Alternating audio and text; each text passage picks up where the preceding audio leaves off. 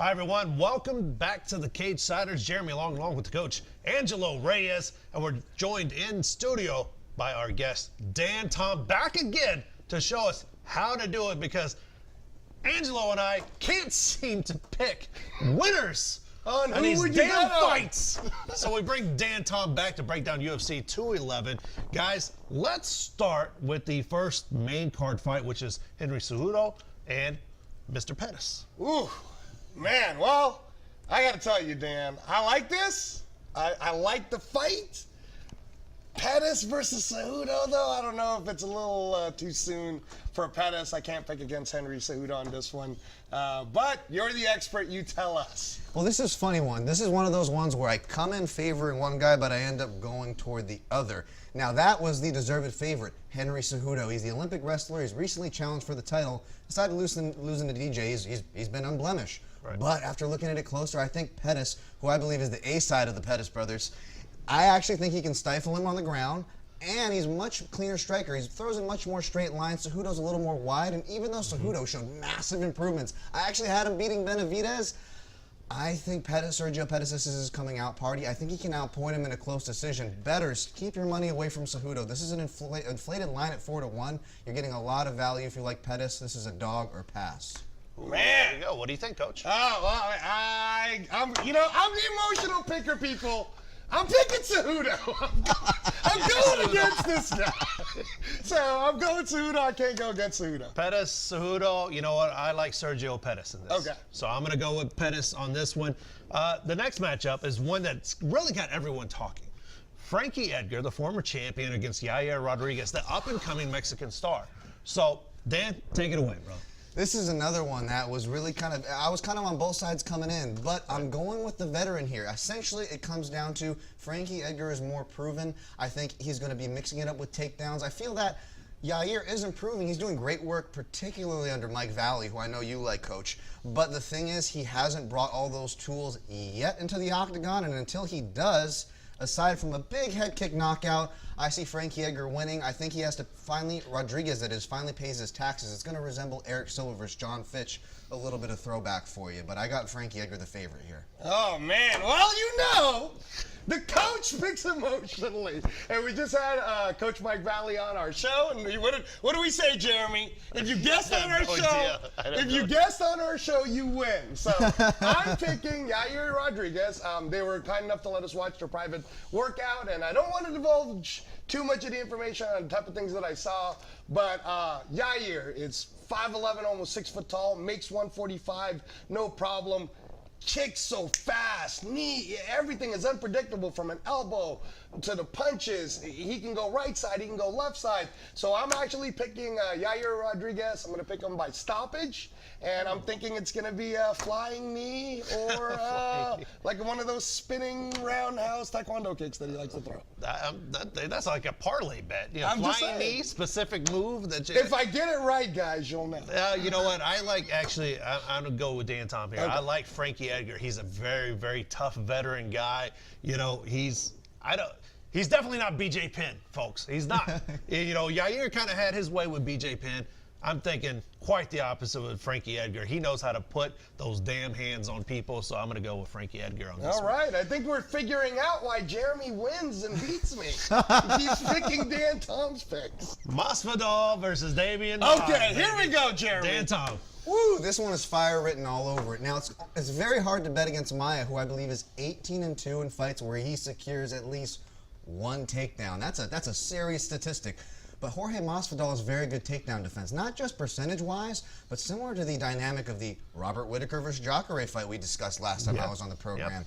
Masvidal has the defensive wrestling tactics to not just defend, but circle away and even counter. I think Masvidal is going to get it done inside the distance. I don't know which round, but it's going to be toward the end of the round once Damian starts to tire and after his best takedown attempts fail. Wow. Well, what do you think, Coach? I'm picking Masvidal because I'm an emotional picker, and Masvidal he comes from a Cuban school of boxing. I like his striking, and as great as Damian Maia is, I don't believe Damian Maia will be able to grab him, take him down, and submit him. I believe Masvidal will knock him out.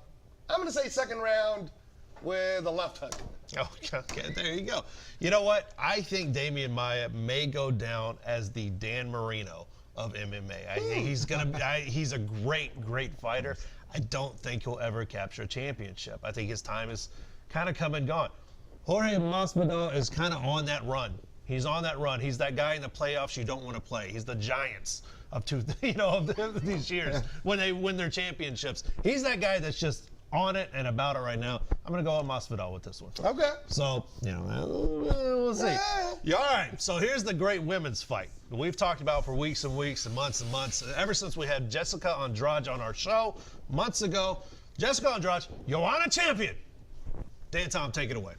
Now, this was a fight where I came in favoring the champion, although I will say I now am going more toward the challenger. Now, that's not just because the coach here, I got to see him work a little bit of his magic with Joanna Jędrzejczyk.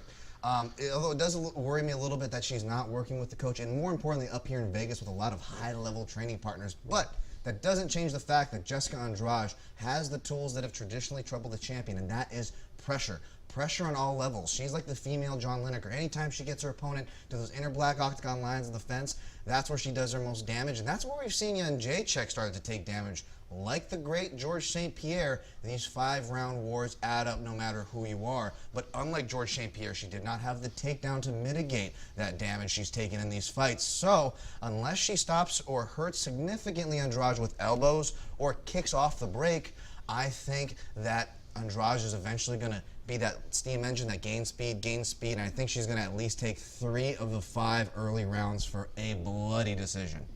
All right, Coach. bloody decision. Now again, guys, I cannot go against Jessica Andrade.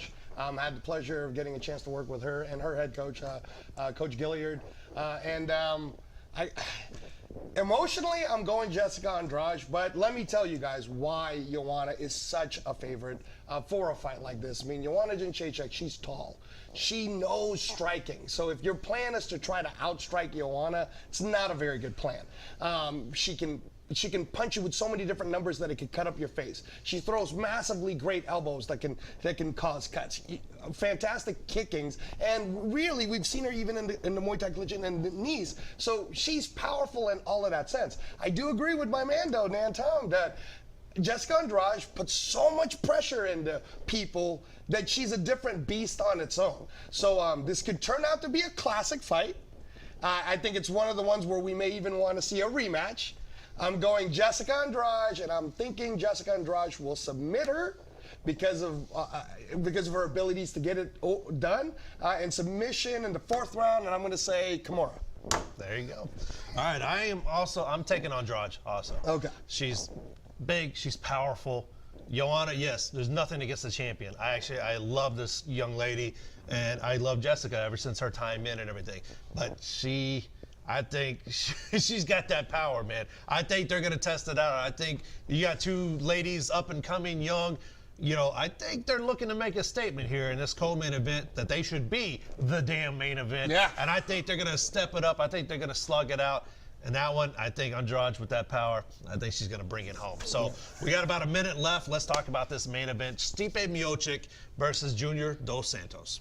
Boy, this is another close one. This is 2 heavyweights, guys. They both can end it at any time, and you can also make the argument that they both could win a decision. In fact, I actually think, despite their heavy-hitting sensibilities, this is going to go 5 rounds. This is 2 competitive boxers, but I give the edge to Stipe. His pressure is a little more well-rounded. I think he's going to make the adjustments. He was a couple adjustments away from the last fight. Usually it's the guy who makes the adjustment, takes the rematch. I got Stipe by decision.